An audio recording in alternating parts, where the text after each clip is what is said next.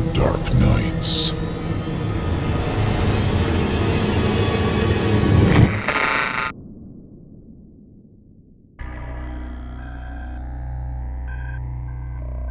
My Son Liked Insects. Written by Maggie Louise. Narrated by Rebecca Peason. Original music and audio production by Jason Hornack. My son was an adventurer. He was 4 years old and with a large fenced-in backyard. One could say he had all the places in the world to explore, and certainly all the time. I would allow him to play in the backyard where I could see him while I was doing chores around the house. During this time, he had taken a liking to insects, one of my worst fears. Even the smallest cricket hopping around outside could send me into hysterics. One day, I was cleaning the oven when my son came running in through the door, his hands full of squirming worms. After nearly barfing all over the floor and screaming for him to take them out, though actually saying, "That's so nice, Daniel! Great find! Now please get them out of here!" he rushed back outside.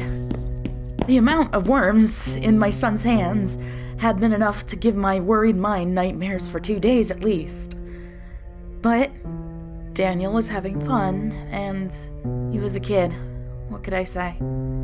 This occurred a few more times until I gave in and bought him a small habitat that he could keep on the counter and put bugs inside.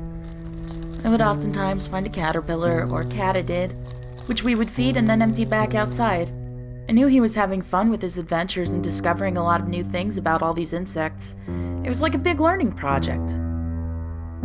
One day, he came in with squirming hands as I did the dishes. I watched him pour maggots into the tank out of the corner of my eyes.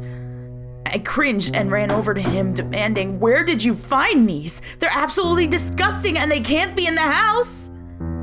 They wriggled around a piece of something decayed and rotten, and the smell emanating from them was excruciating. My son just looked up and replied, "I'm sorry, Mommy. I found them in the bowls outside." "Bowls?" I asked. "Can you show me where you mean?" I followed Daniel out into the yard until he came to a part of our yard closest to the forest, where he dug several holes. There, in the holes, were carved out human skulls, skin still attached to the outside. Maggots writhed in and out of the eye sockets and gaping jaws. Daniel just looked up at me and said, "I like all these bugs hanging out in our backyard.